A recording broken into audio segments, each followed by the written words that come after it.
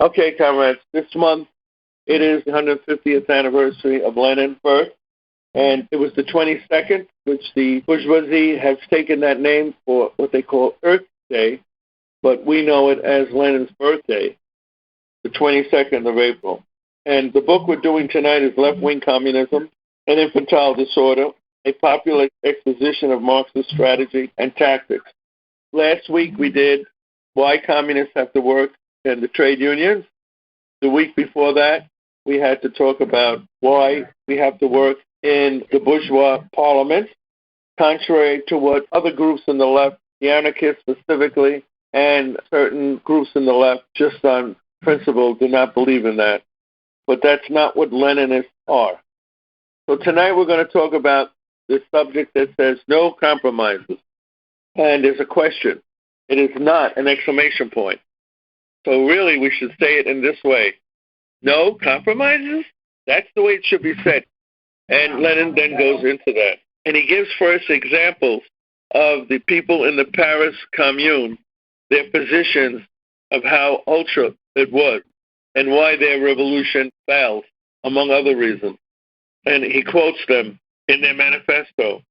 We are communists because we want to attain our goal without stopping at intermediate stations, which only postpone the day of victory and prolong the period of slavery.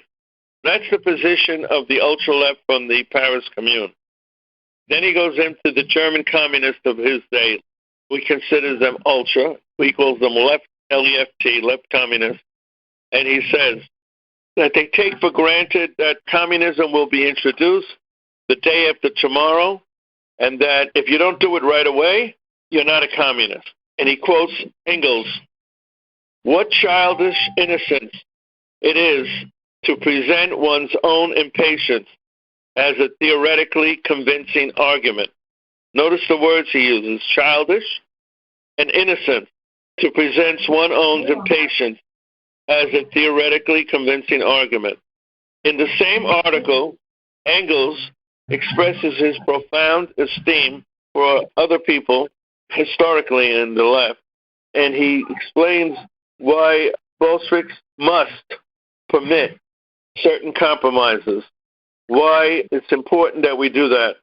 And he goes on, naturally, there are individual cases where we have exceptional difficulty and complexity, when the greatest efforts are necessary for a proper assessment of the actual character of this or that compromise, just as there are cases of homicide when it is by no means easy to set up whether the homicide was really justifiable or even necessary.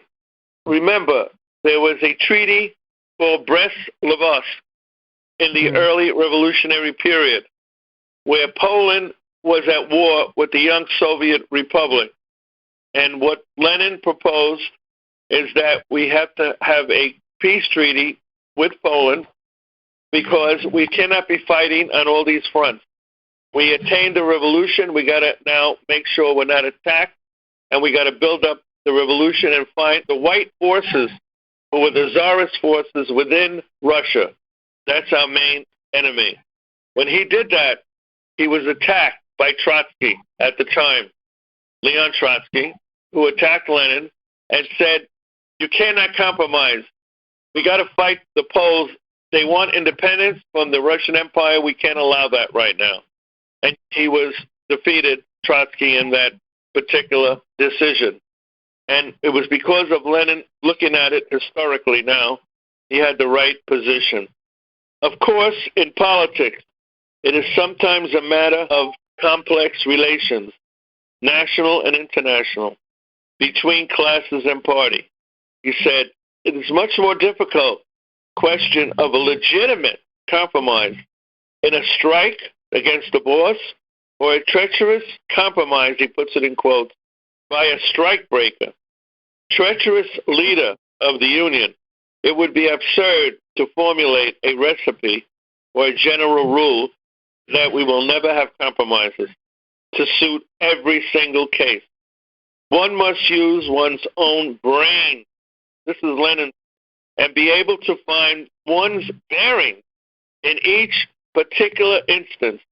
It is, in fact, one of the functions of a party organization and of a party leader worthy of the name, to acquire through the prolonged persistence and comprehensive efforts of all thinking representatives of a given class, the knowledge and experience, the political flair necessary for the correct solution of a complex political problem.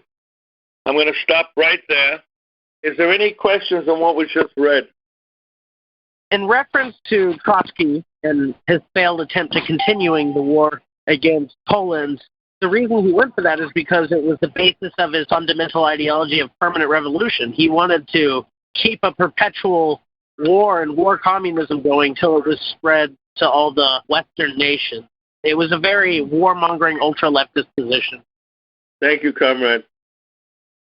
I'm looking at a reference to the Brest-Litovsk Treaty, which says that the treaty was signed on March 3, 1918, and it was a treaty between the new Bolshevik government and the central powers of the German Empire, Austria-Hungary, Bulgaria, and the Ottoman Empire, that ended Russia's participation in World War I. What does Poland have to do with it? The Bolsheviks gave Poland independence. Before that, it was called Congress Poland. It was like a state within Tsarist Russia.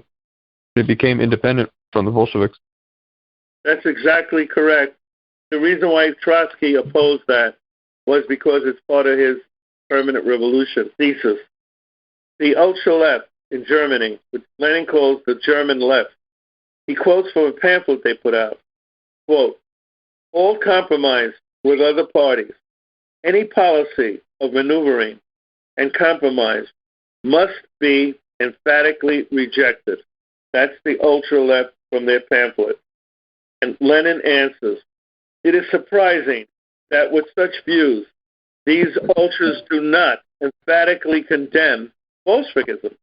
After all, the German left ultras cannot but know that the entire history of the Bolshevik movement, both before and after the 1917 October Revolution, is full of instances of changes in tactic, conciliatory changes, and compromises with other parties, including the capitalist party!"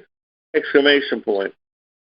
After the first socialist revolution of the workers and the overthrow of the capitalists in some country, the workers of that country remain for a long time weaker than the bourgeoisie, simply because of the latter's extensive international links, and also because of the spontaneous and continuous restoration and regeneration of capitalism by the small commodity producers in that country, which has overthrown the capitalists. The more powerful enemy can be vanquished only by exerting the utmost effort and by the most thorough, careful, attentive, skillful, and obligatory use of any, even the smallest rift between the enemies. Any conflict of interest among the capitalists of the various countries and among the various groups or types of bourgeoisie within the different countries, by taking advantage of the smallest opportunity of winning a mass ally, even though the ally is temporary, vacillating, unstable, unreliable, and conditional. Those who do not understand this reveal a failure to understand even the smallest grain of Marxism, of modern scientific socialism in general. Those who have not proved in practice over a fairly considerable period of time and a fairly varied political situation their ability to apply this truth in practice have not yet learned to help the revolutionary class in our struggle to free ourselves from the exploiters. I want to mention something that's very important. The revisionists in our communist movement have used this paragraph to explain why they support the Democratic Party.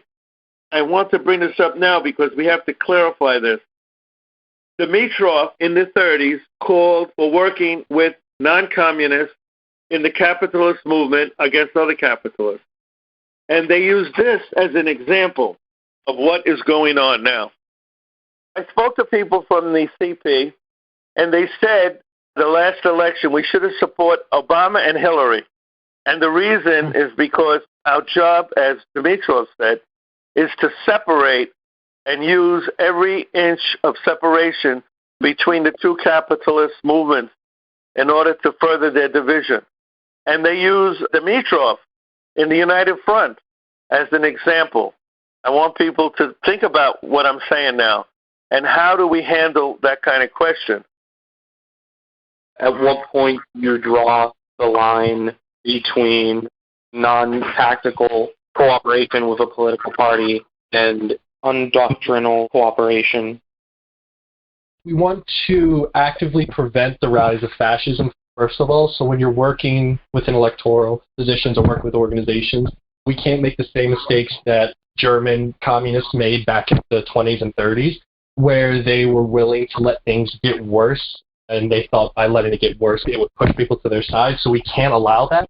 But at the same time, we have to tactically and circumstantially choose on the local and national levels who we're kind of supporting, because we have to put people forward that are going to represent the working class to our best extent while still putting out communist values, which is difficult in the center of the empire. But we have to do our best to try to shift the Overton window back to a leftist frame.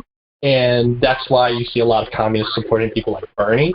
But Biden, no real communist says, oh yeah, Biden. But Bernie is a little more acceptable because he says things that will make working class people more sympathetic to communist values. Let me add something to this conversation, and we have to go on. The idea of the lesser of two evils. Remember that term and see how that applies to this discussion. And is it a valid term? I'm not taking a position. I'm trying to be the teacher here. Is it valid to have that position? Does it go along with what Lenin is saying here? Or is the situation only applicable to out-and-out fascists? The United Front dealt with out-and-out fascists. And then the question arises, is Trump a fascist? I'm not answering any questions. I'm just throwing this into the pot for people to think. That's the main thing of the school. How does it apply to us today? I gave you what the CP view is. They use sections of this book to push the Democratic Party, and they've done this in the past. When I was in the CP, I didn't read any classics. None. No Lenin. Nobody in my class, my new members class in 1970, did any of these readings. But I do know the leadership was pushing this particular book. I remember very clearly to support their analysis. Now, of course, in 1970, the leadership of the CP was not the same as the leadership today. I remember I always had a very negative view of this book until the last few years when I got involved with seeing what the ultraleft does in my years in the PSUSA, not in the CP. We have to look at what people like Dimitrov did, what the people in Hungary and Czechoslovakia did. They were working with anybody who was out-and-out anti-fascist. It didn't matter who they were. They were working, for example, in Hungary. They worked with the smallholders party. They were an agrarian capitalist party, but they were against fascism. So basically, you draw the line at when state power is established on who you work with. That's when you draw the line. Good point. Thank you. I would say probably in the world today, one of the greatest contradictions would be imperialism. And one of the main reasons we don't support members of the Democratic Party like Clinton or Biden is because of their imperialist past. But what about someone like Bernie, who, if he were elected, yeah, his statements on Cuba, they're not as good as they should be, but he probably would make things easier for the Cuban people. So do we owe it to our third world comrades to support capitalist Democrats in the imperialist center? What kind of support are we talking about here? What kind of support can we even give to these people other than voting? When we talk about support, do we mean just verbally saying we're willing to work with them, vote for them, organize for them, hand out stuff for them? What does that actually mean concretely when we say we should support somebody? When talking about support, there's two types, tactical and strategic support, and of course outright support. But tactical support is to achieve certain goals. So we may work with liberal environmentalists to gain concession for shutting down capitalist landfills or something. That is tactical support for something. Or anti-fascism, tactically fighting against a particular enemy. And once that tactical goal has been reached, then you don't have to support that line anymore. I give it a little different nuance. When a party is large, like Lenin's Bolshevik Party, and they had people in the Duma, the Russian parliament, 1905 to 1912, when they did that, they were a sizable party. For somebody like the CP today to even talk about it, I think is weird. They're a small little group, mostly non-activists who pay dues and don't do anything. They are active in the Democratic Party, and so as individuals, the party works that way, as individuals in leadership positions of local democratic formations of the party. The party in 1936, to talk about it, makes sense, not today. I happen to know the situation today. It's not the same at all. And our party is very small. Perhaps we can think of the Democratic Party sort of like the reactionary trade unions. We may not be able to convince their leadership, but we can probably work with some people to help build class consciousness in the Democratic Party, the actual membership. But as far as voting along that party line is concerned, it has to depend on the candidate. Let me just answer that. Very important. The people that control the Democratic Party is not the rank and file, is not the local. For example, New York City, we had reformed Democratic clubs in the 60s, 70s, and early 80s. Whenever we came to a position, for example, in Staten Island we had a group, we called them Reformed Democrats, so we came out against the war in Vietnam. But the head of the Democratic Party, Johnson, and the people after him were for the war. And the people that controlled the party, the moneyed interests, were for that war. So, in my opinion, we can work on a local level to get people closer to us, but that party can never, ever be seen as an instrument of social change, only because the leaders of the party are considered capitalist by their financial interests. They control the party. Remember what they did in 1940s when Roosevelt was dying. They took Henry Wallace, who was pro-Soviet, out of the vice presidency, and they put in Truman. Didn't matter if the people liked Wallace, it was Truman who was put in. To give context to Georgia Dimitrov's idea of aligning with non-communists for the sake of a common goal, one, it's not that broad, and two, it's not that simple. Comrade Dimitrov consulted Comrade Stalin for this idea, and it was specifically on Nazi invasion. And Comrade Stalin went as far as to tell Dimitrov that even if there's Republicans and conservatives that have a similar view that hate Nazism, then you need to align with them. So this was during the late 1930s when this was happening, and in the mid-1930s, Bulgaria was already aligning themselves with Nazi Germany. They were already giving Jewish people to Germany. So this was a time during war. I don't think that the historical context is comparable to the current moment. But long story short, a lot of these questions can be answered by reading The United Front by Georgia Dimitrov. Thank you, Comrade. I just want to mention, I brought up something and nobody picked up on it. And I think it makes a difference if it's a fascist. I think it's important that we do understand what Trump represents. Is he representing a reactionary trend in this society? I think the answer is obviously yes. Now, here's the next thing. Is Trump similar to the people in Germany before Hitler came in, where he paved the way, as Gus Hall would say, people on the white horse who paved the way for fascism? Or is he a fascist? And I think that's an important understanding of what we're in situation right now. Because I personally don't see Trump as the fascist. I see him as the one who's preparing the way for the fascists that can come in the future. He's definitely preparing the way. I'm going to continue reading. Our theory, meaning Marxism-Leninism, is not a dogma. This is according to Lenin. It is a guide to action.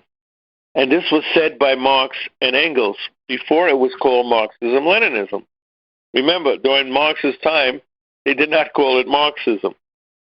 The greatest blunder, the greatest crime committed by such these so-called, he calls them out-and-out Marxists, and he gives an example, Karl Kautsky, is that they have not understood this and that they have been unable to apply it at crucial moments in the workers' revolution. Quote, political activity is not like the streets of Nevsky Prosk, which is Nevsky Avenue, which is in the Soviet Union, in Russia at the time. It's in St. Petersburg, which we used to call Leningrad. So he says we must strive at all costs to prevent ultras and American revolutionaries, this is a quote from him, that are devoted to the working class from paying as dearly as the backward Russian ultras did to learn this truth. And then he goes into the whole thing, which I thought was extremely interesting. Prior to the downfall of the Tsar, the Russian revolutionary social democrats made repeated use of working with bourgeois liberals. They concluded numerous practical compromises with these bourgeois liberals. And he goes into the period 1901 to 1902, even before the appearance of the Bolshevik Party. The old editorial board of the newspaper Iskra, which at that time was under the leadership of what we call the anti-Bolshevik forces, concluded that the political leader of bourgeois liberalism, while at the same time being able to wage an unremitting and mercilessly ideological political struggle against bourgeois liberalism. And he said the Bolsheviks have always adhered to this policy, but since 1905, they have systemically advocated alliances between the working class and the peasantry. Now, let's compare that with the so-called alliances that the modern followers of Kautsky, who I consider people in the CP leadership now, what they're doing is they tell all their members to go into the Democratic Party, to spend most of their time building the Democratic Party and voting for the lesser of two evils in the Democratic Party. They claim, this was even as early as Sam Webb, who was the leader of the CP for 10, 11, 12 years, that through the Democratic Party, we're going to get through socialism, little by little. He called it increments. And he wrote this in his pamphlet that he wrote in 2004, in which he attacked Soviet Russia. He said they were never socialist. They were post-capitalist. That's a quote from the general secretary of that party at that time. The Union of Soviet Socialist Republics that we as communists supported from 1917 onward was never socialist. This is Sam Webb. That they were post-capitalist. I never heard that term in my life. That was made up by him. And that, therefore, we should never have supported the Soviet Union. Gus Hall said, the further you go from Marxism-Leninism, the further you drift. And these people drifted from Marxism-Leninism for years. When Gus died in 2000, they completely jettisoned that term. Recently, at their last Congress, they talked about bringing it back, but everybody should know they have no intentions of talking about Marxism-Leninism. They deal with Marxism, period. With the Democratic Party, the point is not really to support or go with the leadership, but like with the reactionary trade unions, try to bring people over to our position. That's always been the position. Georgy Dimitrov, in his excellent book, says, in the United Front, we do not ever stop attacking the leadership of the capitalist parties. That's very important. We continue to do that. We go to the rank and file in the bottom and explain to them why their leadership is against their class interests. And that's not what's going on right now. by accepting the Democratic Party as the leader of a socialist movement, that's doing the opposite. But yeah, I would say that's part of it. I'm still a little confused as to what our particular party line is on working with the Democrats. We have an electoral formula called the three-legged stool. First leg of the stool is running our own candidates under our own name. The second leg is to work with other electoral forces and run an electoral front. For example, working with the tenants union, working with an unemployed council group, working with them, and we formed an electoral front called something like People Before Profits. We did this in New York. That's the second. And the third, if possible, if there is a candidate who is running on one of the two major parties, but their platform is not the same as their party, it's very different. If there are candidates that have a pro-peace, pro-working class, anti-racist, progressive agenda, we can work with them. We are not going to come out and support anybody because we're too small. Could you imagine how ridiculous it would look if the Communist Party supports a candidate? What would the right wing use that information? Is that support really feasible? Do we have the power, the numbers to put meat into that support? Of course not. I was wanting to comment a little bit about my electoral experience working in the CPUSA. As you said, when we had sufficient numbers, we ran our own candidate, and it made sense because we were a force to be reckoned with. We ran candidates for president, and we ran sometimes candidates for senator, and sometimes participated in state and local elections. But more and more, as the numbers of the party dwindled and it became smaller, the politics went with that. And as early as 2004, party members were asked and paid to go to key states where the Democrats were involved in campaigns. I, for example, was asked to go to Arizona and campaign for John Kerry. I didn't campaign for John Kerry directly. I campaigned for Raul Grijalva, who was the congressman there. This is what's going on now, is that because of the numbers, because they are so insignificant, they're retreating and participating in the Democratic Party as an alternative to what should be a class struggle approach. It's essential to understand as socialists what not only constitutes a country heading towards socialism, but also a party. What Lenin is saying in this book is essentially that it's a fine line between essentially participating in a bourgeois democracy to the detriment of our movement and participating in it to the benefit of it. So our relationship, whenever we're collaborating with bourgeois parties, always has to be one of taking more than we are giving. Good point. One of the things we've been talking a lot about tonight is compromise as far as when we should and shouldn't. So as far as the example he points to is the Russian Duma, he says that there's times when we did and didn't support the Duma. I'm curious, he says that it's in 1905 and 1906 when they don't support it. Does anybody know why they didn't support it in those years? 1905 was the first rebellion. Essentially, there was a big rebellion against the Tsarist government, and there were strikes all over the country. So naturally, it follows that we weren't participating in the Duma during that time because we were acting against the government. Very interesting and correct. Thank you for watching this full-length class from the People's School for Marxist-Leninist Studies. For more information, or if you're interested in attending classes, visit our website, check out our YouTube channel, or email info@psmls.org.